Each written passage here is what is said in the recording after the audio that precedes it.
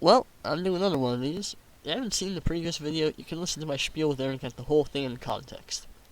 It's been a while since the last one, and I'm strapped for other ideas.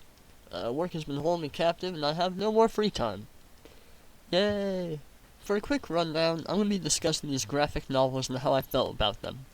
All of these books are pretty good, with a few working their way to something really great. Or not. I'm adding in the graphic novels for kids because it turns out I've only read 4, which is much more than I thought. I'm just gonna get them out of the way really quick.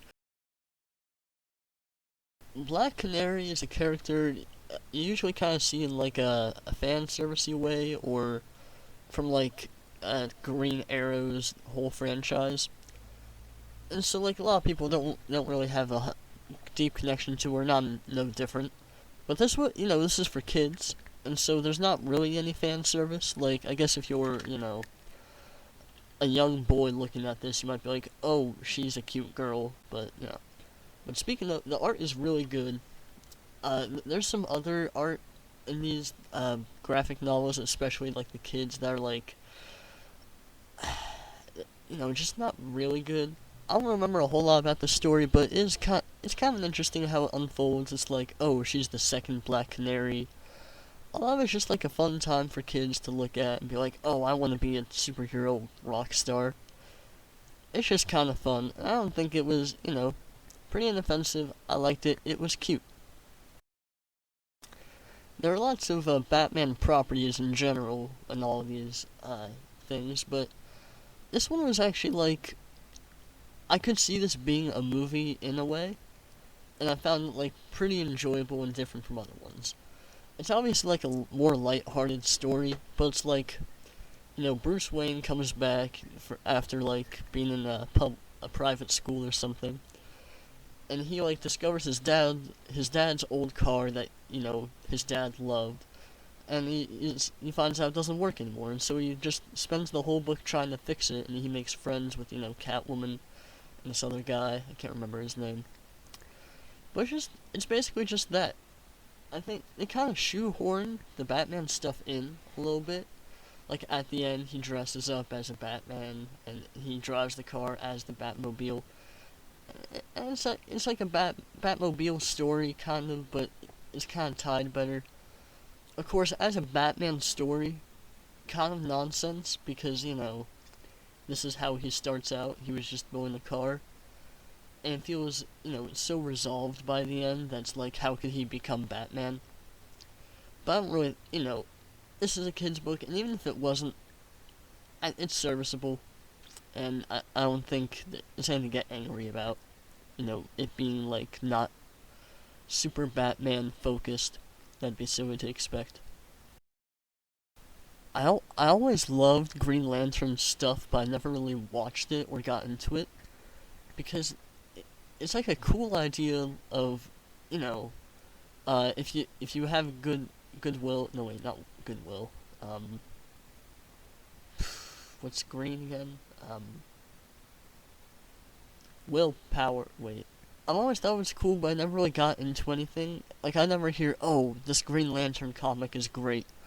I hear Grant Morrison is doing a Green Lantern run, but I don't really hear anything about that specifically. But this was like a really cool way to have the story. Like, oh, an old member of the Green Lantern Corps and his descendant and how he's connected to it. Um, I can't remember if it really goes into like cultural stuff, but I just remember the villain was kind of like a little ham-fisted, but it was, once again, well-drawn story. If this were like main canon, I would totally buy this as like, I know they have Teen Lantern, who's like a guy who, jerry-rigged a Green Lantern. But I liked it a lot. I believe, it's been a while of course, but I believe it had some nice stuff with him and his grandfather. I really did not like this book. I heard about Amethyst, the character of DC, briefly before. I believe it was like the Teen Titans run where they had Damian Wayne and, Lobo's daughter, I think. And there was another person. And of course, I didn't actually read that run, but I saw there was this Amethyst character, and I was like, what? Prince? I immediately thought, oh, it's like Starfire, but, different. But it had a cool premise, which is like, oh, these, like, Victorian-style aliens who are based off of gemstones, they have magic powers, and they send, like, their daughter off to Earth as a punishment for, like, a few days, because, she's misbehaving. But then, while they're there, they forget that they're from Gem World, and they just become normal people. And that's a cool idea, and it's a neat way to, like, explain an isekai type thing. With, if you're looking at it that way, it kind of sucks. And unfortunately, that's what the book decides to do. The book is largely, if you're like a 4-year-old child and your parent like tells you what's happening, you might think it's cool. But there's just a bunch of stuff I didn't like. Like the writing is. I hate saying writing is awful or art is awful or anything like that because, they made it, they got published. I know they had to have put effort into this, but this just felt bad. The writing was bad, the stuff was nonsense, they wanted you to connect with people and they didn't really do it in a deserved way. A lot of the characters were pretty annoying. The main girl especially, Amethyst. Like, the beginning, she's awful, and then she just acts weird the rest of the time. It was dumb, and the story didn't make sense. I felt insulted for having spent my valuable time reading it. Yeah, I really don't recommend this one. Which is unfortunate, because I think it feels very much like an anime. Like for kids, like those magical girl shows. I'm sure if you got a little kid who's not gonna know what quality is, maybe give this to them. But I don't know. Compared to the other stuff I've read for kids, I think this pales in comparison for how ungood it is. I've gone way too long about this little girl's book. I think Aquaman has gotten like a really nice treatment nowadays. Because I felt like for a while he was like the punching bag. And, it's not hard to do that. Compared to the other heroes, he's just, a fish man. And pretty much like a copy of Namor from Marvel Comics. Who was like one of the first superhero guys they had or something like that. But, he's played by freaking Jason Momoa. That whole movie is pretty good except for Amber Heard existing. I've heard like a lot of the new stuff he has. He's like a cool guy. He's got hooks for arms. He has his own whole litany of characters with him. And Mira is like no exception to that, because she is almost always given some kind of cool role in the story. I'm kind of saying that generally, I don't know for sure. But I really like that the angle that they take with this is that it's basically an Aquaman story if you break it down. But like putting it from Mira's perspective gives you a lot more insight into what's actually happening in the story. Because if you see it from Aquaman's position, he just learns everything about himself like way late into the story. But you only get you only kind of get that partially, and you mostly see Mira, and she's like resolving all of these different conflicts that are around. And it makes for like a good, neat little story. The romance is pretty believable. The art was really nice. I think some of the I think the beginning was a little confusing because they had to like blow up a building. I think because it was underwater, it just didn't seem so bad, or the whole situation didn't seem major, and then that like made for the whole rest of the story. That's like a small bump. Overall, I was pretty impressed, and this is actually the first graphic novels for young adults that they've done with DC Inc. So it's a good first entry. Alright, now I knew I was gonna have problems with this book when I realized it had the same artist as the guy who did the what was it? Victor and Nora, A Gotham Love Story. I read that. recall that. It has the same team of writer and artist as that story, and I did not like that story.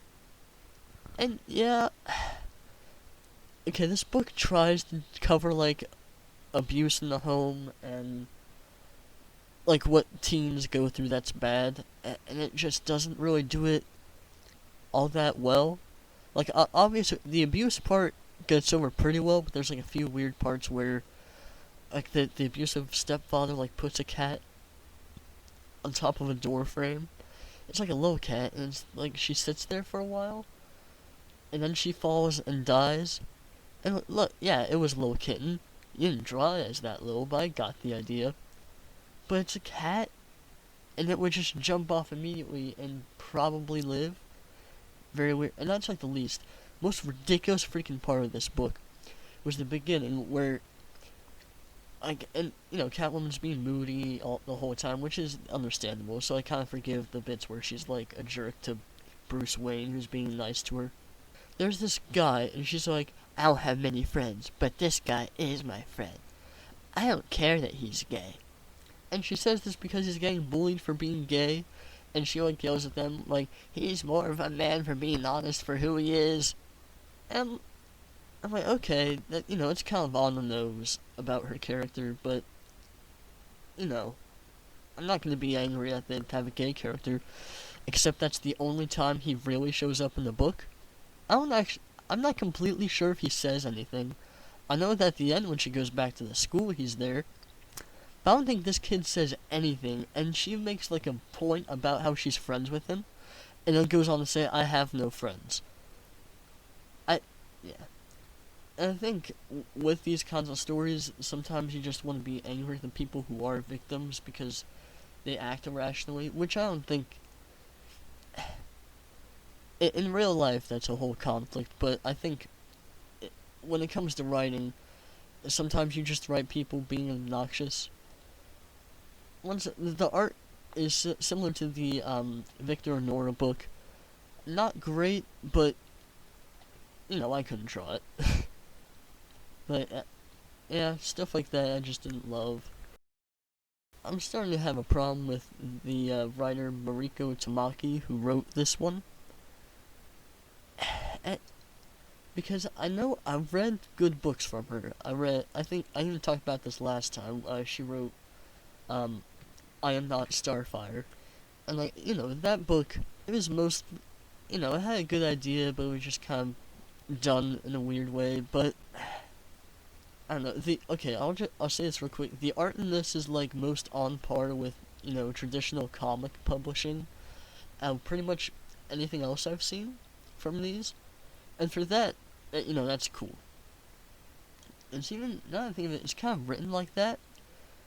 In fact, I'm almost wondering if that was how it was published. I'm struggling to remember, but the story is very vague, and Harley Quinn doesn't really do a whole lot herself. She just kind of goes around being part of people's business. Like, there are just like a few annoying bits that are, like, you know, there's that crowd, people are like, oh, I hate SJWs, I'm gonna watch compilations of people, you know, dunking on them. This feels like the kind of thing that they would make fun of. Because there's stuff like, so she lives with, did I already mention this? She lives with drag queens after she's banned by her mother, which seems like a typical Harley Quinn thing to do. But she is in high school, which she goes to.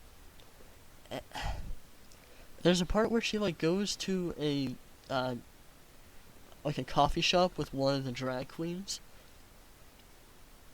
and he's like being obnoxious, and like, you know, I'm reading it and it feels like he's supposed to be obnoxious, and then like a woman's like, hey, can you stop being so annoying? And she's like, you don't like me being gay? How dare you? And it's presented like he's right for being loud and obnoxious, and then he uses gay to defend himself.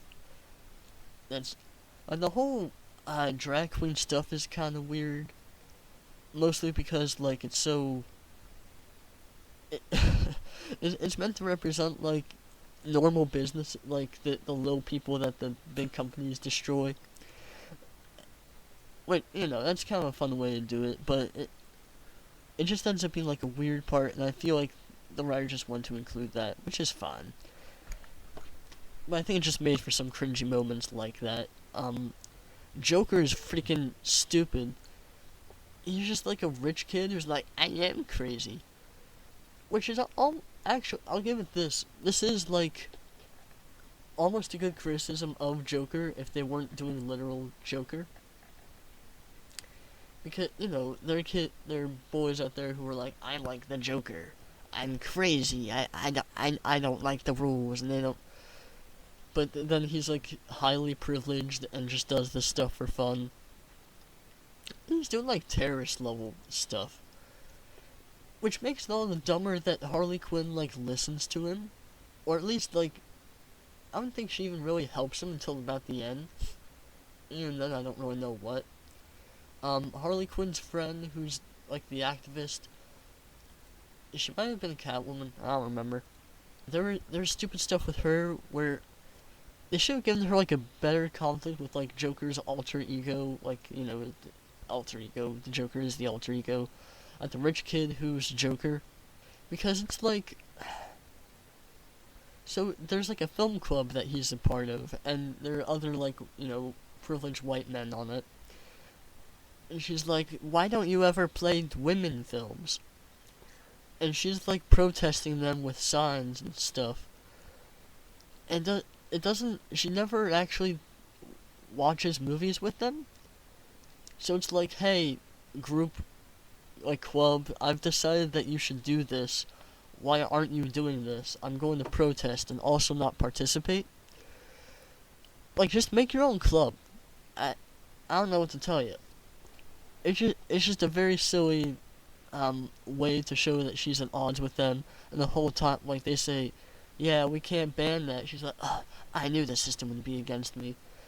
And like, yeah, they're being unreasonable, but, and he's obviously doing stuff that is jerkish, that I can't remember specifics of. The book just presented its ideas not strong enough, or with good examples, and so it felt flimsy and kind of stupid by the end. I like the main ideas, but it's just not doing it well. Yeah, I really didn't love this, and Mariko Tamaki just seems like it. I don't know what it is. It's just gotta be like the subject matter and how she handles stuff. I think she does better when it's like low level people. But even then, maybe I might need to reread. Laura Dean keeps breaking up with me. Maybe I'll find some annoying stuff there. I'm gonna just do this one really quick. I don't know why this is on here, but I've read this book purely because it was part of this whole thing. I wish I didn't. It's also by Mariko Tamaki, and it's just like a weird little. There's like another self-insert character of her, which is like this gay Asian girl with a bad home life. I don't know why she's in there. The book has dumb stuff happening in it the whole time. The conflict comes at the very end. I don't remember it being that good.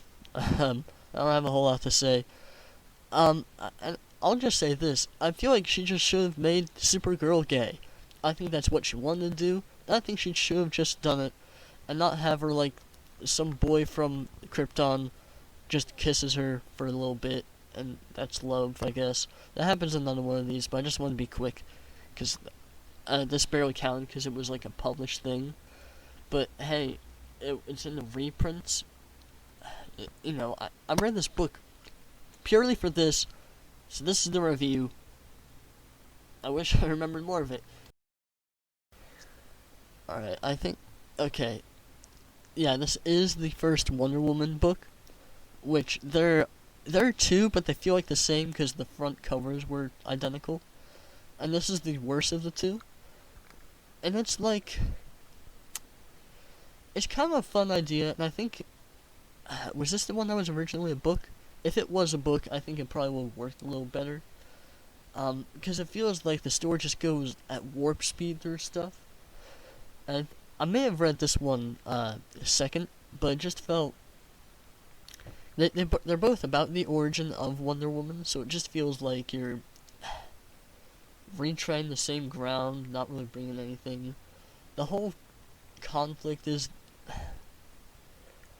The biggest dumb thing about it is that it's like a surprise villain, of like, twist villain. And at the last, like, 5 seconds, she kisses the villain right before he gets evil. That's ridiculous. There's a bunch of stuff like that. I don't know, the whole thing just felt dumb and unnecessary to be necessarily Wonder Woman. It just didn't feel well covered. It didn't feel like a real origin, so I don't know why it had to be. The idea is cool, a person that, like, causes war and bad luck around them, but I don't remember it being amazing or anything groundbreaking. I wouldn't say this is bad. I'm gonna say it was meh. This was a pretty cool book. I don't know what I was really expecting, because, it just seemed kind of vague with, Barbara Gordon, briefly after she's broken her back, she's in, like, a place to get better. And it delivers on that pretty well. Really dumb thing about this is, like, the ghost girl, like, tells stories, and it's just vague the whole time, which, there's cool art that comes with it, and it ends up meaning stuff, but it was just written in a way that was semi-pretentious in a way I didn't love, but art's pretty cool, the story's nice. I'm perfectly fine with this not being like a teenage Oracle, or Oracle, Batgirl, Barbara Gordon, because in the comics it's just like the Joker did it. I think in this it's like, oh, she like just accidentally broke her back falling off a building. It feels realistic and terrible, and you kind of feel for her the whole time. I don't love that she's a jerk to her father for most of it, but I think, it does get better and she recognizes her faults. Pretty good, like, B grade. Nice. This is a pretty wild book. I think there's lots of twists and turns and, like, conflicts, but that's kind of contrived by the end. And I like the idea that it's just like Joker's a normal guy, but it's almost like he's just not Joker, and he doesn't do anything Jokerish until like the end where he's like, was I just a joke? And the whole thing, I love the interpretation of Bruce Wayne. I don't love the interpretation of Alfred as much because it feels kind of I don't know, forced, but at the same time, it doesn't not work. But it's also weird they took a British guy who was like a spy and turned him into like a gay, rich, older guy. I don't know, that's a big turn, but I think Bruce Wayne being Chinese, I believe, it was interesting, and it made for like cool stuff. He certainly looks cool, and he's got that, it's still Batman. I like that. It really kind of switches the characters around for what they're supposed to be doing, and by the end, like, places Selena above them. The whole time she's like a jerk and like manipulating them, and you feel bad for both, and you feel angry at Batman for Bruce Wayne. I'm sorry, going along with it or like being manipulated. Yeah, it just felt sort of silly by the end. But it very much like Euphoria, which is a show I haven't watched. It feels like, maybe these kids are a little bit young to be, engaging in this kind of stuff. But I don't know, I think it takes place in that imaginary zone of college and high school where you're old enough to do insane stuff, but not old enough to, like, be a fully mature guy. Like, I think I know a few people kind of like this in real life, but, few and far between, and even then, they're like 20% of what these people are. I just keep going, don't I? This is just a ridiculous idea. Now, is it awful? No. For graphic novels, I'd say it's like pretty standard. I don't know what it is, but it's like ghosts, gay women, a third thing. Hold on, let me think of it. It's gonna be really funny when I think of it. Come on, hold on.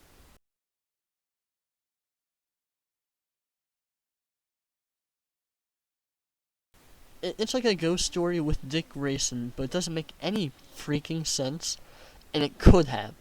Like, I figured it out by the end, and I was like, how could they have not done something with this? But, so, Dick Grayson, who becomes Robin, is already, like, 17. You know, he's almost adult, and they're talking about college. So,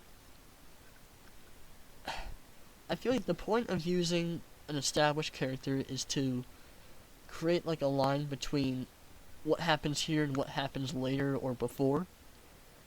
And you're supposed to be like, okay, his parents are going to die, and he's going to become Robin, and then eventually Nightwing. It's like, what, is he going to be Robin at age 17, like almost an adult man? He looks like Nightwing, but he's, you know, supposed to be Robin at, whatever, that's like a small part of it. But it kind of is a big part, because why isn't Dick Grayson then? It's purely for the name recognition. He has like a love interest, which is stupid. But other than that, pretty much completely original stuff. Now, they have like this whole thing, and it ends up being like about his relationship with his parents. He's like, I love you guys, no matter what happens.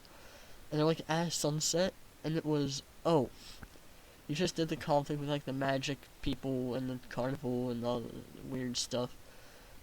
Why didn't you have it like he wakes up from it, or he like comes out of a haze of remembering his family as Nightwing in the future, like in contact with a goat? If they add like 2 scenes of that, probably would have put this like higher in my head than it already is, but it's pretty low, because it just feels silly.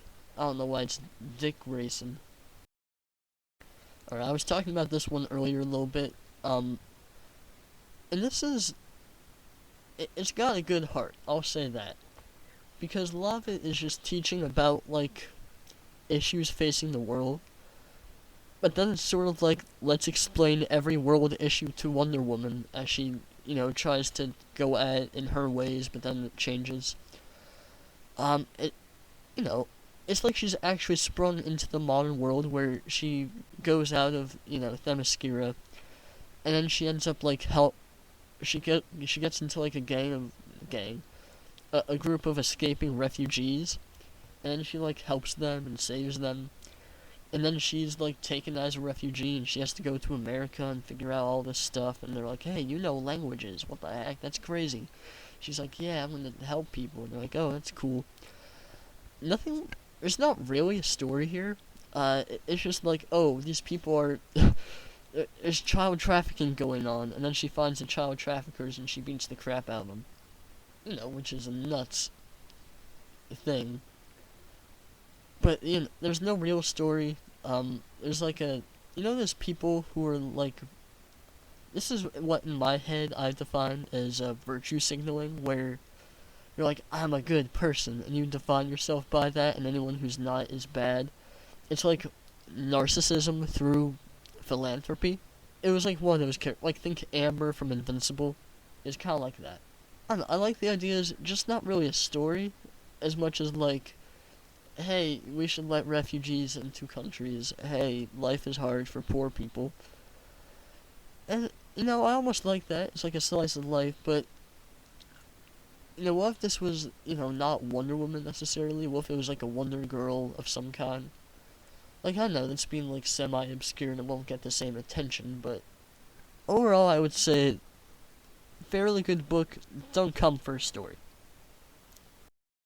This was like, this was almost what I wanted it to be, but I think it just needed some fine tuning in what I wanted it to be, but it wasn't what I don't think the people making it wanted it to be. I thought it was gonna be like a gothic kind of horror, or not necessarily horror, but like that kind of, there's someone in the walls and I'm part of it, and I have to hide it from people.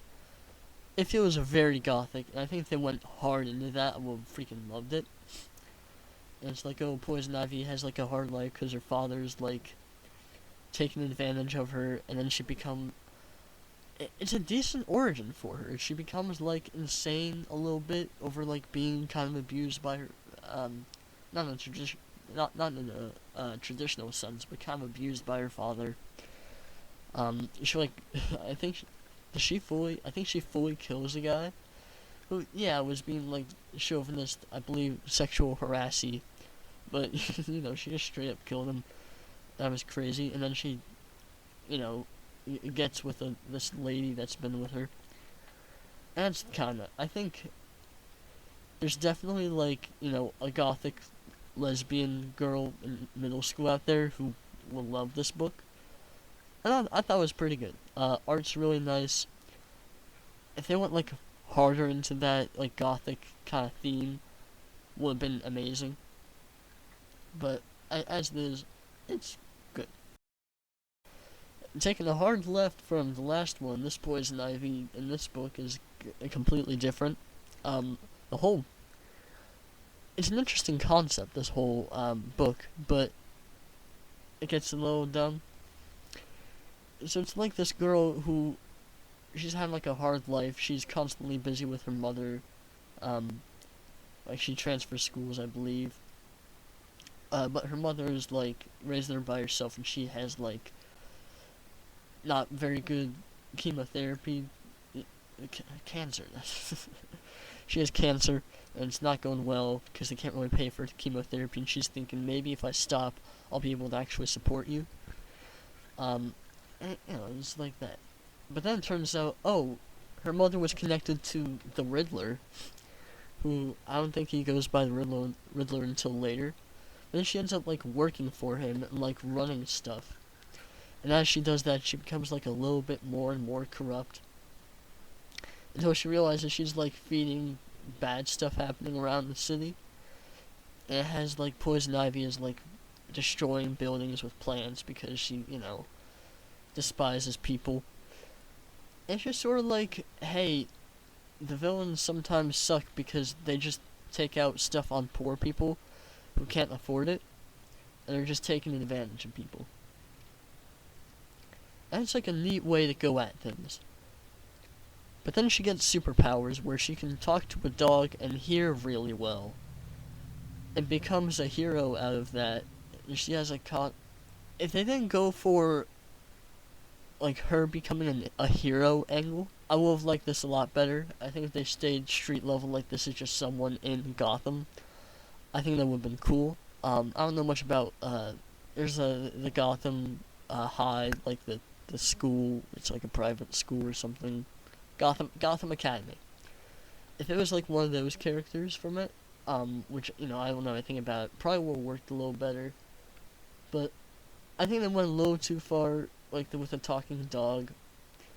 But otherwise, I thought it was like a decent run.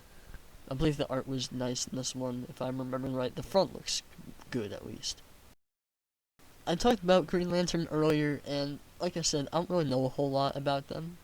I didn't really know a whole lot about Jessica Cruz, other than there's like stuff where she gets with the Flash, and they have kids who go fast and have light powers. But I don't know, that's cool. But I didn't really know about her specifically, and this story pretty much doesn't get into that at all. This is another one of those, hey, why is it just about this person and not about them being the hero? Which, you know what, that just might be the point of the graphic novels. Not necessarily like tell, a superhero story, but like something around that. Which, they're using the characters just for the money and recognition to tell neat stories, but this is similar to Nubia, a real one, where it's just sort of about like the struggles of race, but at this time it's from Latino kind of perspective of fearing getting taken by ICE and losing your culture. That's pretty cool. No, not that. Okay, I said that a little bit wrong. I don't mean it's cool that they're getting arrested by ICE. It's cool that that's something they're covering, and it's done in a mostly good way. The art is unique. There's a better word for this, but it's like to the person that's drawing it. It's stylized in their way. Like no one really has eyes, kinda. It's kind of weird to describe. I think using like her, I believe like Aztec Mayan, like Latin American roots, her telling the story is interesting. Her having struggles with like her insides, like what do I do to do better? Do I escalate? Do I keep quiet? I don't want my family to leave me. All of that. Um, I'm pretty sure Green Lantern never really comes up, but I don't think that's completely necessary. This was telling like a good story about what's like in this situation and the struggles of maintaining stuff because she doesn't want to get a bad reputation. She doesn't want to get deported. How can she be honest with the people around her? I think that was a nice story, but once again, almost unnecessary to be about this character specifically. I don't know. I'm starting to not really care about that. Alright, this is the continuation of the previous House of L book. It just picks up right where it left off, to the point where I was a little bit lost sometimes, because I was like, oh, what part was that about? I don't remember this character, who were they? Wait, that guy's doing this. So, in that way, this isn't going to be a great review of it, because I think it's going to be a better story when it's fully resolved in the third one. It just fully continues the last one. I think some of the art might actually be better than the last one. I think some of the romance is a little junkety, because they're being like on the nose with, oh, they like each other, but they're flirting so hard, it's like, why haven't you done anything? And it's like, oh yeah, I know, because it's not the end of this book yet. And some of the conflict was weird, because I guess I thought it was already resolved. But it's overall just continuing that cool story. It's just like a solid sci-fi tale. And for that, it's really good. And I'm still liking it. I can't wait for it to finish off. Hopefully it doesn't become crappy.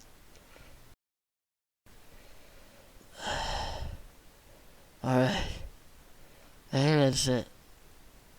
I'm looking and out. Okay.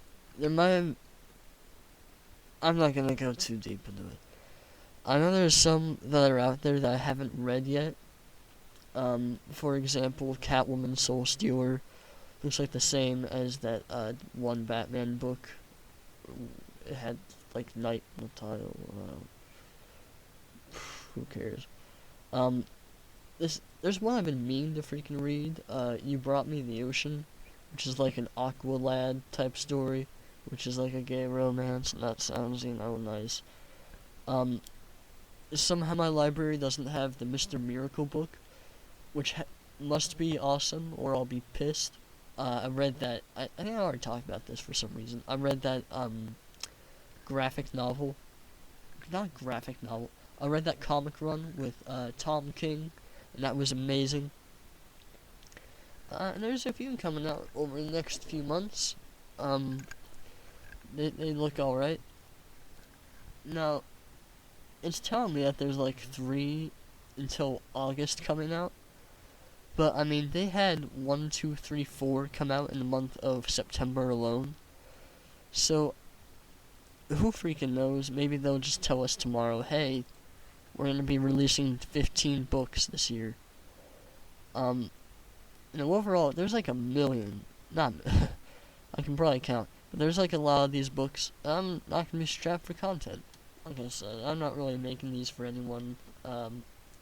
If I decide to read a bunch of the books out there that are for kids or that I haven't read specifically for this, I'll do it. But yeah, I'm actually looking at my books right now. Okay, yeah. I just had the sudden thought, hey, wait, did I get a new one recently? But no. Let me know if you want to hear more. Yeah. On a different note, I watched the Batman. That movie came out about last week. It was really, really good. I watched it with my dad for his birthday, and he loved it. My mouth is tired, and I have to leave now.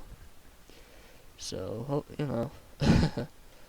I'm embarrassed that this rambling is taking longer than some of the other reviews where I just got pissed at, a bunch of children's books, and hey, they didn't do it right.